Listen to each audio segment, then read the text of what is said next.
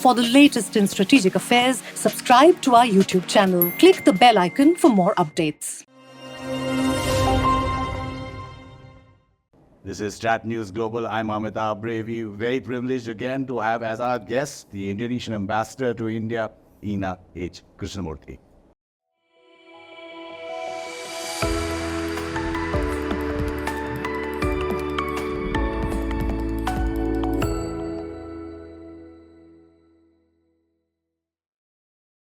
Ambassador, absolute pleasure catching up with you again after more than a year. The pleasure is all mine.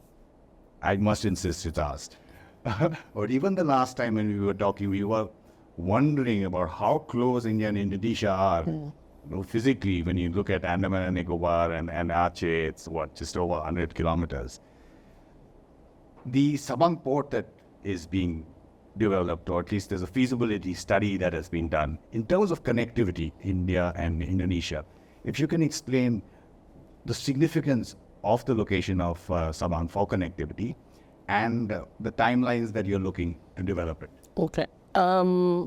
First and foremost, I have to remind you our interview last year. I said that we had misunderstanding when it comes to Indonesia and India. When I said to most of the people in Indonesia that India is neighboring country, people were surprised. They don't believe. So that significance point of neighboring countries, it shows the importance of Sabang and also Andaman Nicobar. On connectivity itself, I would like to a bit brag with you that finally we have direct flights from India to Mumbai, Indonesia, from Chennai, from Delhi. Yes. So we are so blessed that we have this direct connectivity. But you are right. We need to look at more to this, the most near, the most approximately close between Indonesia and India, which is Andaman, Nicobar, and Sabang. And about the timeline, I really hope that in the near future, maybe 2 years, 3 years, we will need to see if we can find the right investor, the right circumstances, and also the most importantly is the support, the financial support that needs to develop this connectivity. And we are also connected in many legs of our bilateral relationship. And defense and security is one big where exercises, naval, coast guard, other military forces. I think for the first time ever, an Indian submarine also docked in Indonesia, Ida Sindhu Gesri. Yes.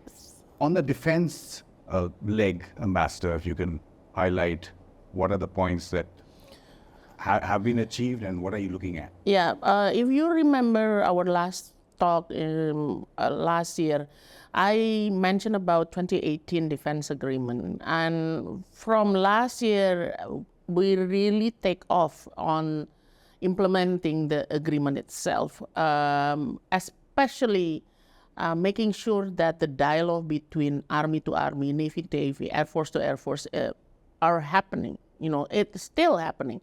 Even today we have a visit of our armed forces to India, and then we will have another visit of India to Indonesia. So this kind of discussion is very important to make sure that the peace and stability in the region, especially Indo-Pacific region, is happening.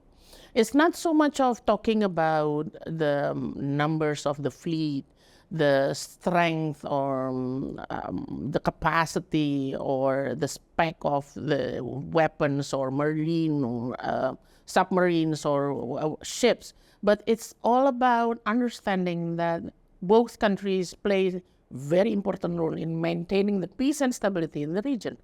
And throughout one year, I believe, we focus on the things that we could do together, making sure, for example, we have our naval ship to Port Blair recently. We are so proud that finally a naval ship did joint training, joint 3 days joint course offshore also. So it's very proud moment for us, Indonesia, and maybe for Indonesia, India also. You mentioned about submarine. So the relation has been quite good, and I hope it will be strengthened and enhanced more and more.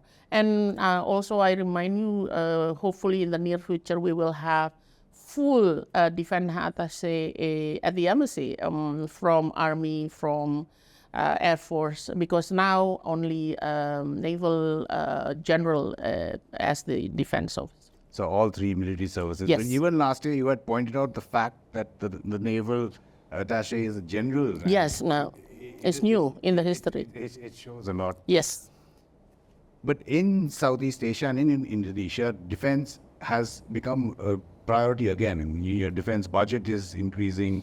There are deals that are being signed, or at least MOUs so far, with the US on F-15s and I believe Black Hawks. There's drones from Turkey as well.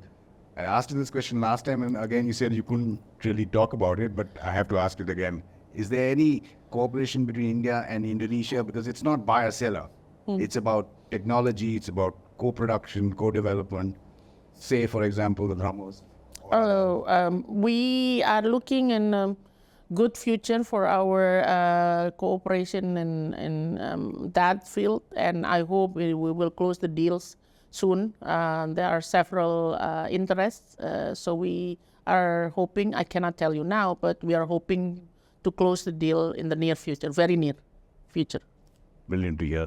Again, just looking at a larger picture, and Indonesia sits right in the middle of the Indo-Pacific. You are one of the original or first proponents of the Indo-Pacific, apart from the ex-Japanese Prime Minister who went back, I think, 2007. Explain to us what Indonesia's understanding of the Indo-Pacific concept is and your self-interest. So interestingly, Indonesia, part of ASEAN, think about how to manage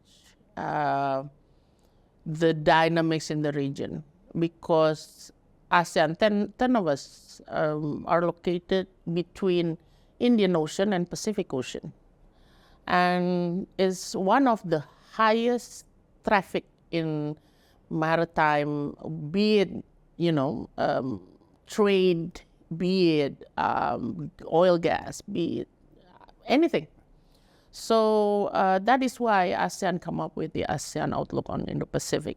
And we are very blessed, ASEAN is very blessed that we have strong partners like India to also come on board and have another concept of IPOI, the Indo-Pacific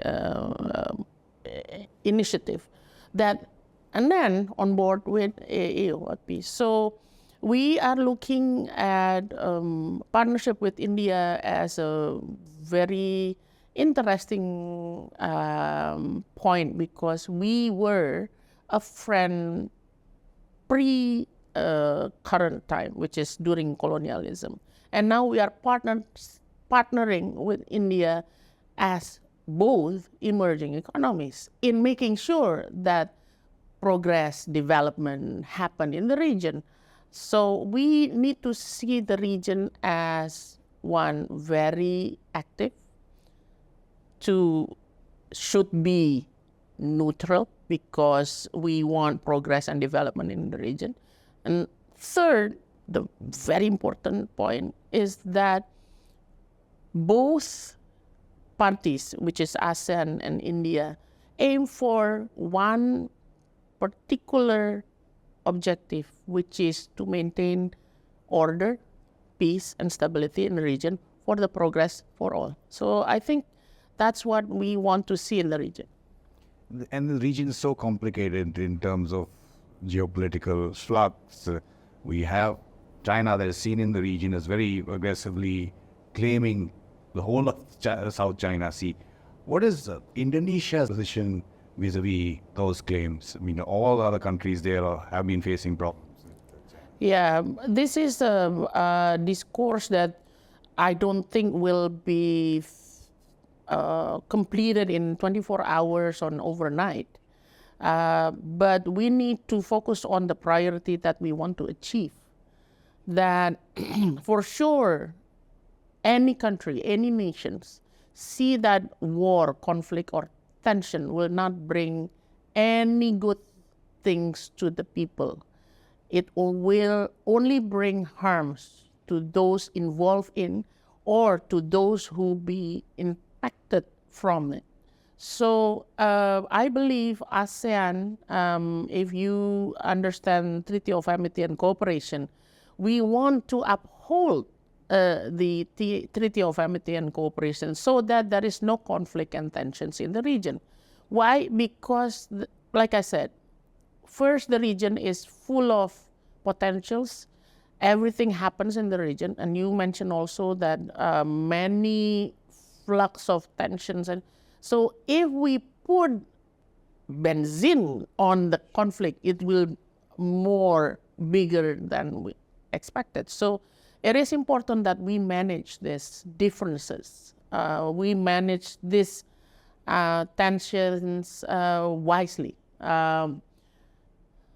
In Indonesia, as the biggest archipelagic state, also has big challenge because we have 3 at least sea lanes, right? So to think about the sea lanes itself, it's also challenging for Indonesia. Plus, on top of it, the cross-border issues is also needs to be managed. So I think if we see, you ask me how Indonesia sees, first is potentials, but second, we need to manage the challenges. The last time we talked, Ambassador, Indonesia was preparing in a few months for the G20 summit, which you held very successfully, I must say, and managed all these Thank you. geopolitical tensions, Thank you. not just regional. Now you're going to have the ASEAN Leaders Summit, APEC meet. Again, we're expecting 2 major regional powers, global powers, India and China, to be represented there by their heads of state, Xi Jinping and Prime Minister Narendra Modi. What is Indonesia looking for through this summit as a process? First and foremost, if you look at the theme of our chairmanship, it's actually 2 framework of mine. One is ASEAN Matters, second is Epicentrum of Growth. When you talk about ASEAN Matters, you talk about internal and external of ASEAN. ASEAN, if you see from time to time, since 67, ASEAN becomes bigger and bigger. We have so many category of partners. We have free trade partners, we have development partners and all. So we need a very strong structure ASEAN. So therefore, we said ASEAN Matters because we need to also look into internal. And we also see that EAS becomes very important in the geopolitical strategy of everyone. But unfortunately, EAS always, like G20 also, there is no mechanics that implement the policies of the leaders. So we need to also strengthen what EAS can do or may do in the future. And thirdly, I think ASEAN Matters also brings the one that you already mentioned about Indo-Pacific region. How ASEAN and plus, which is EAS, and any mechanism around ASEAN can ensure the peace and stability in the region. And on top of it, we need to ensure progress and development for all. For Epicentrum of Growth is our effort to continue what we have achieved in G20 with digital health and energy security, food security, but in ASEAN mode. So Epicentrum of Growth is how we see ASEAN in the Indo-Pacific region, squeezed between 2 oceans, can thrive post-pandemic economic recovery. So under the 2 themes, I think hopefully with the support of all partners, including India, especially India, we could strive and then achieve. And when you're talking about managing differences, a byproduct on the sidelines could possibly be like it happened in BRICS, another conversation between India and China to manage their differences. Well, maybe, hopefully, yeah. Going on to G20 and the lessons that India can learn, because it hasn't got any easier since you were chairing, and soon after both the ASEAN summit and the AS summit will be the G20 summit in India, and President Widodo will also be there. How do you think India has navigated these difficult times, and what can we learn further from the way Indonesia chaired? I think we need to understand that G20 has made history. 4 years in a row since Indonesia, G20 will be chaired by emerging economies, developing countries. That's the first achievement of G20. Second achievement of G20, I think historically, G20 only talks about what people cannot see on the people on the ground, from grassroots.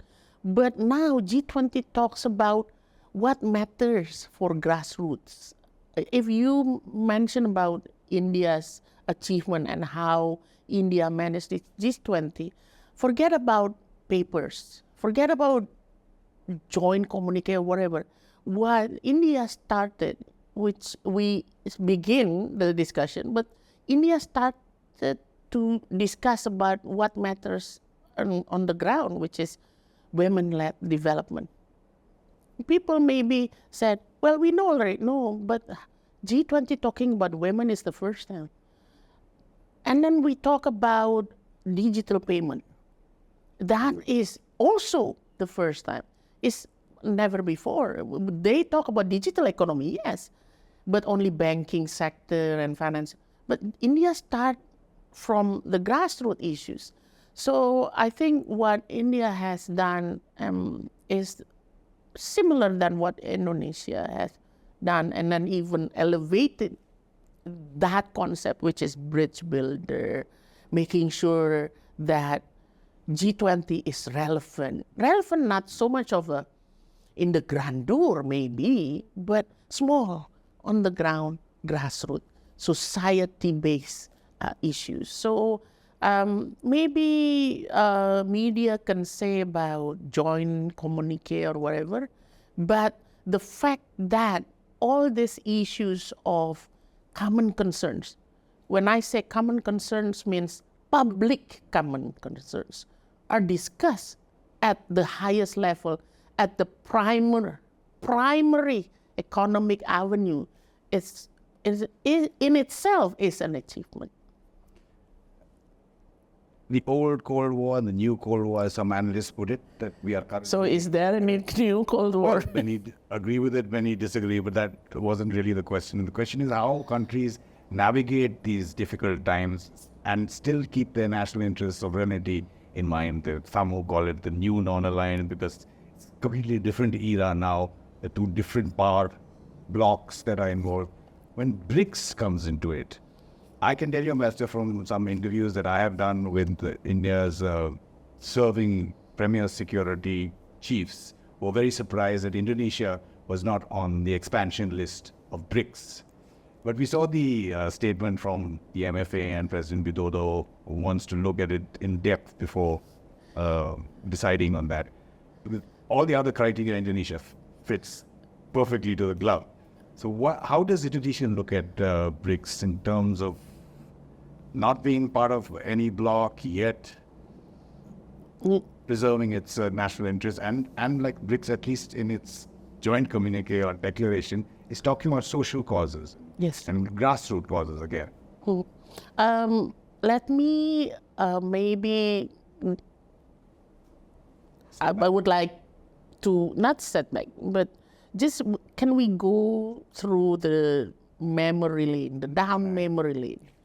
In the past, we have so many regional or international engagement. I can say APEC, APEC, the advancement, the expansion, very rapid in the past. But APEC seems now shying away. ASEAN, if you heard ASEAN, in the past. It's an engagement we welcome, Indonesia welcome, and we're still part of it. But we need to see this kind of expansion. If it happens, will it bring more beneficial, or will it bring it to the table more diverse views that may hamper the benefit of being the member of the organization? So it's not so much we are saying no or being negative to the membership of BRICS, but we need to ensure that this expansion, if there is an expansion, it will be fruitful and beneficial to all. And Indonesia, maybe you know already that Indonesia never say no to any engagement. Never, ever. We love to engage with everyone. Even President Joko Widodo was there in BRICS Summit because we want to show ourselves and we want to voice our concerns also. So it's not about expansion or being member of an organization, but being part of solution is more important to Indonesia. Well said, Ambassador. Again, Indonesia is looked at as a leading light, both domestically and now increasingly internationally, as a voice for moderate Islam. There have been meetings here, scholars have come and traveled to India. Not something new, but it's been highlighted because they've met with the top security establishment. There's movement, I think, meetings with the Afghan Taliban, whether it's in Indonesia or other third countries. How does Indonesia see itself as a projector of moderate Islam in this difficult? Let me start with perhaps bringing you the understanding of why Indonesia what it is. So we are the biggest archipelagic state, 17,000 islands, more than 500 dialects, language, more than 500, 700 ethnic groups. We are so diverse in the society, in the community, in the islands itself. So it is hard to manage such a big archipelagic nation.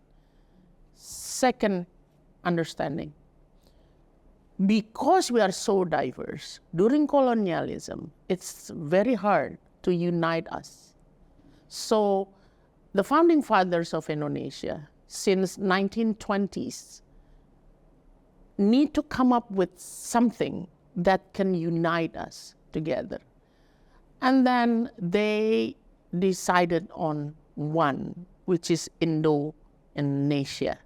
Indo is Indo-Pacific and Asia is the islands. And the Indonesia understanding goes through the language, goes to the nation, and goes to the motherland. So that's the second. The third, because we not want to keep the unity, we need to at least understand that religions only understand one thing, which is one God. So we have Pancasila. Panca means 5, Sila means elements. So the first Sila, the first element, is one God. Trust, belief in one God. And it goes to all religions. So this 3 background is very very important, significant to understand why we become moderate Islam country. We need to sell to ourselves. We need to convince ourselves internally that we can make it with the unity in diversity. So if you ask me how we play this moderate Islam, one, we need to convince ourselves internally, domestically. 2, what can we do to help the world in terms of moderation? And 3, you know that the new world order is become very challenging when terrorism starts years back, happen in every single corner in any kind of form, whoever, no base of religions, no base of ethnic groups. So we also, Indonesia also, is the source, the victim of such a act.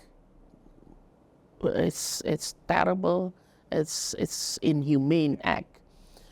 So the moderation needs to be there to help us overcome what they have done to us emotionally, psychologically, and as a community and a society.